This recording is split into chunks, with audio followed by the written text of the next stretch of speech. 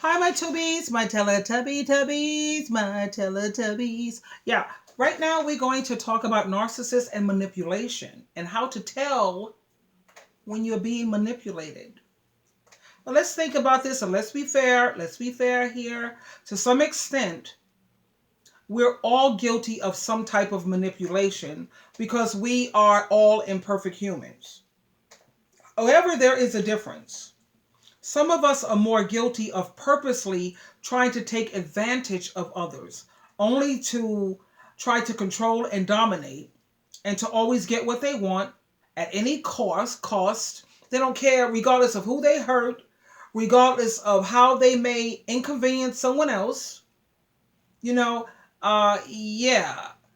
Now, number one, when it comes to manipulators, you're going to notice that they will always blame you when things don't go right for them or things don't go their way. They're going to try to trick you into believing that you're the guilty one. No matter how wrong they are or what they did, it's always someone else's fault. When you get angry or you get annoyed with them because they're treating you badly or disrespectfully, they're going to say it's your fault for having unreasonable expectations. Let me give you a couple of examples. You expect them to work. Okay. You're being unreasonable for that. All right. You expect them to help around the house, especially when you're working a job, maybe even more jobs than them, and you're working longer hours. So you ask them to help around the house. You're being unreasonable. What about pay your fair share of the bills? Okay. Yeah. You expect them to be faithful and not go around flirting with other men or other women. Yeah. You know what they're going to say? They're going to say that you're nagging them and you're being unreasonable, and that's your SHIT. That's your SHIT. And you expect way too much. They're always making it seem like they're the victims.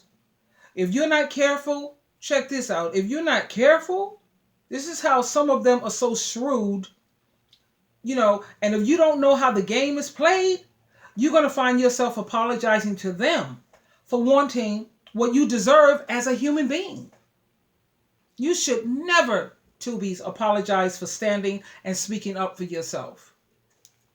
Number two, a narcissist, they always want to keep you confused. I mean, not a narcissist, well, yeah, a manipulator, that is narcissistic.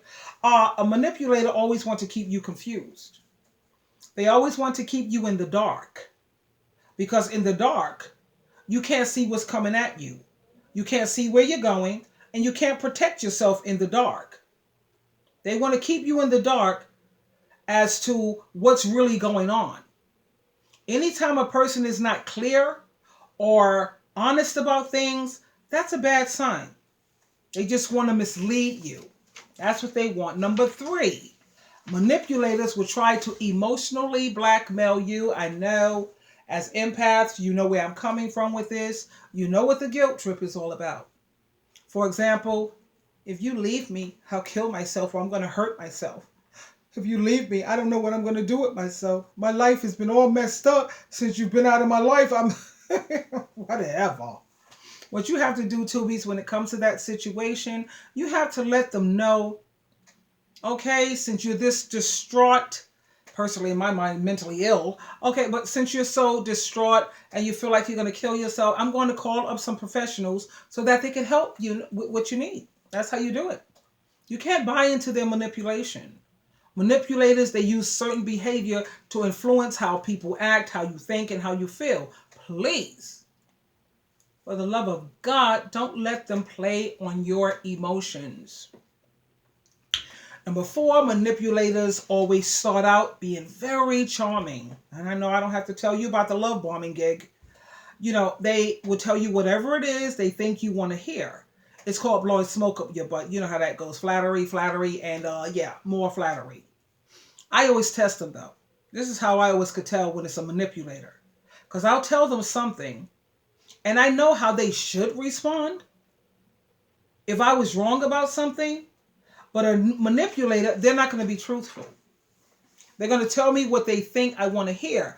They don't have a clue that what I want to hear is the truth. I don't care whether it's negative or undesirable. I want the truth. But instead of telling you the truth, they're going to kiss your behind and they're going to tell you what they think you want to hear.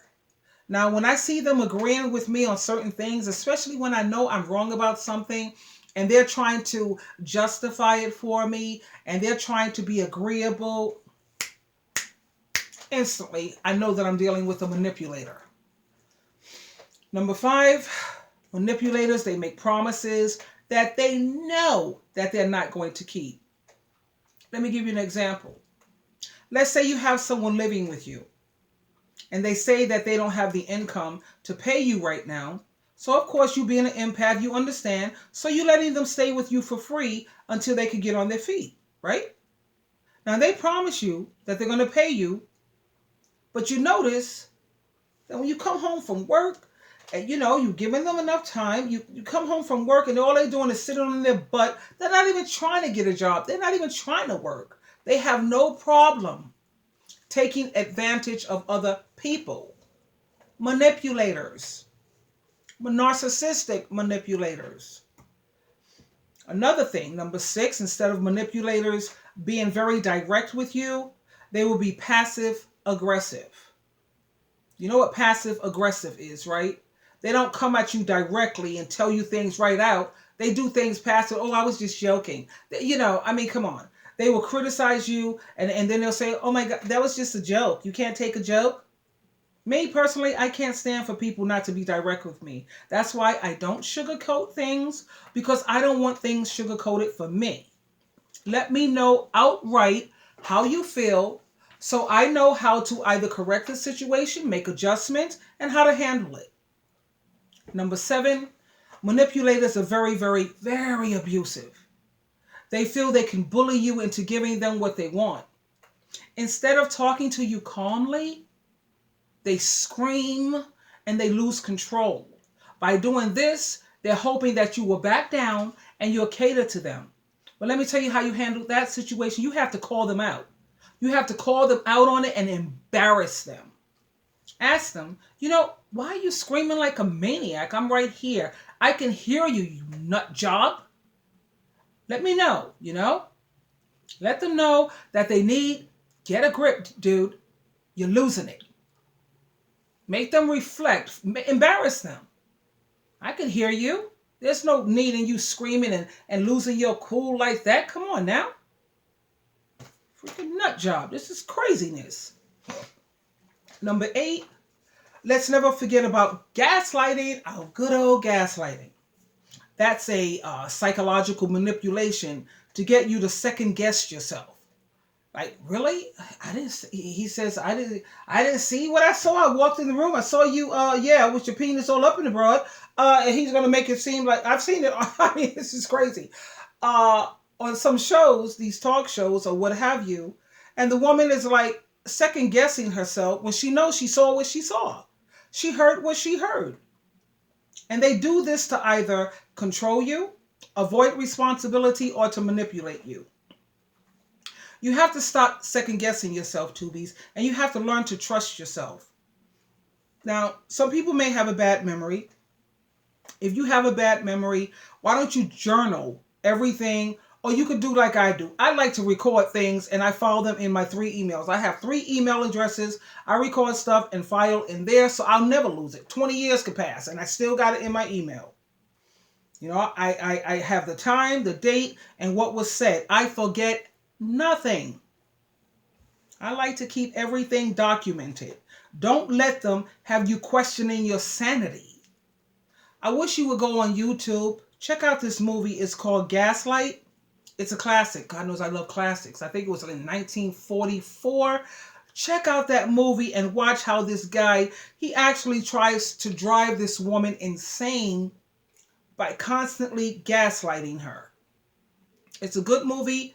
It's Saturday night. You ain't got nothing to do. Order some pizza. Check it out. Lay in your bed. Get some crabs. Because me, I love crabs. Yeah, get yourself a big old barrel of crabs and check out the movies. Yeah, it's called Gaslight. Lastly, they do a bunch of favors for you. Once they see that you're thankful, that's when they'll start to ask you for something. They weren't really interested in helping you out. They were doing it because they wanted something from you from the beginning.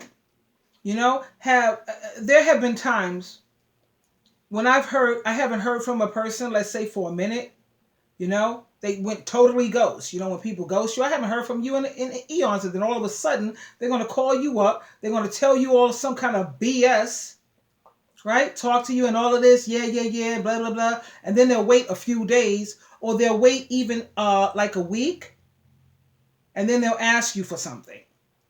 Come on now. I think we all know that game. I think we all know that game. I tell them, you know what? When you ask me for something, I'll pray about it. I will take it in prayer to my Heavenly Father, and I will get back to you. Okay? And after I finish talking to them, I hang up and then I block them on everything, because I know they're nothing but manipulators and users. Can't be so bothered with that. Anyway, my tubies, my Teletubbies, that's it for now in terms of recognizing these narcissistic manipulators, and yeah, how to protect yourself from them. This is Sheila True Love, always loving you.